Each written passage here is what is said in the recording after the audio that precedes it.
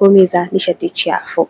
Mr. Desmond, hi. Good morning. How are you? I'm fine. How are you doing? I'm welcome. I'm very good, thank you, and thanks for the wonderful welcome to Tanzania. How is Tanzania? So far, so good. I got here very late last night, so it has to be said I haven't seen very much yet. But I was in Kenya yesterday, and if that was a foretaste of this trip, then I'm really looking forward to it. First of all, we want to know about Beam Global and what is it? Well, Beam Global, as the name suggests, is a global company. We're headquartered in San Diego, California, with facilities there and in Chicago, Illinois, and also in Belgrade and Kraljevo in Serbia, and now also in Abu Dhabi in the Middle East. We're a sustainable technology innovation company, and we invent, engineer, and manufacture products for three verticals: the electrification of transportation, energy storage and security, and smart cities infrastructure. We want to know what Beam Global bring here to Tanzania and why you see Africa is priority. Well, Africa's in a fantastic opportunity in many ways for our company, and also, frankly, for the people of Africa. It's obviously a continent with a tremendous opportunity for growth in the coming decades, and the built infrastructure is not as mature as it is in other parts of the world. So this gives us almost a blank canvas in terms of deploying renewable energy, electrified transportation, and a very diverse energy mix, which ought to democratize access to energy and to transportation for the people here. But what kind of investment of Being Global ready to bring into Tanzania? Okay, yeah. Well, this is an exploratory trip for me at the moment. I've come here to learn, to understand what the needs and requirements are here, and then we will allocate resources dependent upon what we find. We certainly know that there are a large number of households in Tanzania that do not have access to electricity.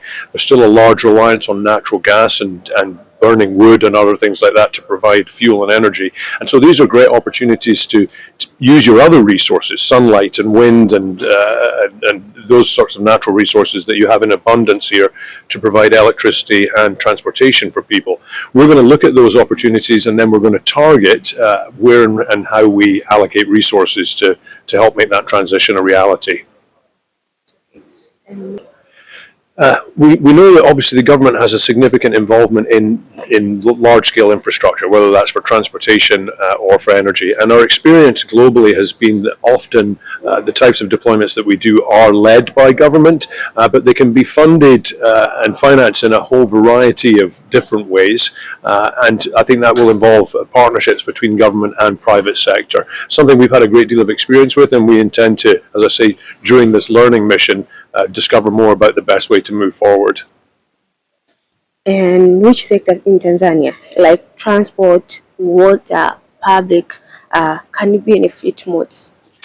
So, I mean, what I think is key here is that electricity is at the center of all of this, whether it's transportation, fresh water, cooking, refrigeration, medical supplies. All of these things are increasingly reliant upon electricity. Communication, for that matter.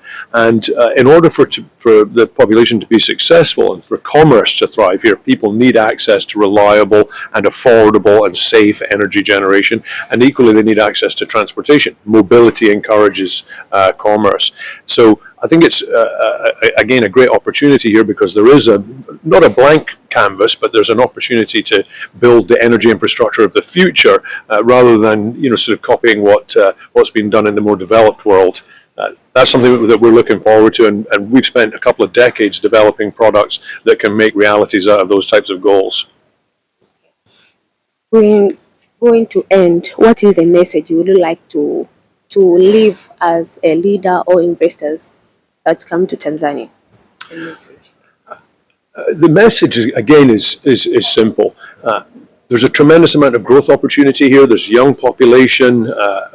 People are looking to find ways to increase their standard of living and the health of the environment. And access to things like clean energy and transportation. In fact, without clean energy and without transportation, it's going to be difficult to give people those kind of opportunities.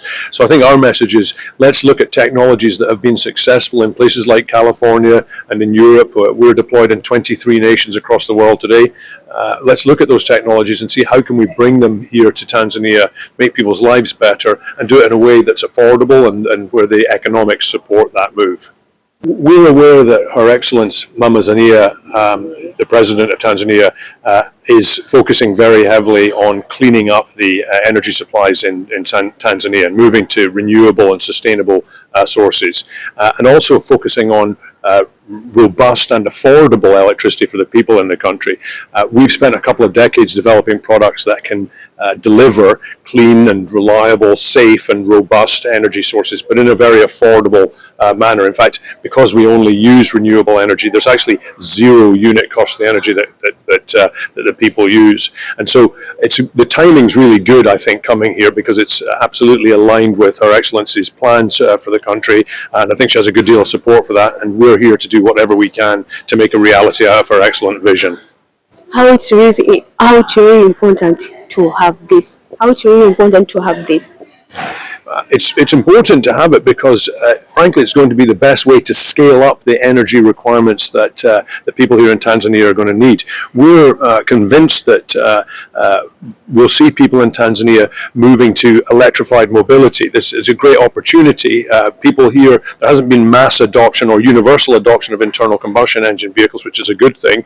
And in the same way that we've seen most of Africa without ever adopting landline telephony, now everybody has a mobile phone. We think that we will see everybody having some kind of electric transportation in the future without having had diesel and gasoline vehicles before. Similarly, just for household needs and industrial needs and everything else, having abundant sources of clean and sustainable and very scalable energy supplies, something that we're very good at providing, and we think that that will fit very well with Tanzania's plans. Okay, thank you so much, Mr. Desmond. My pleasure, thank you. It's okay.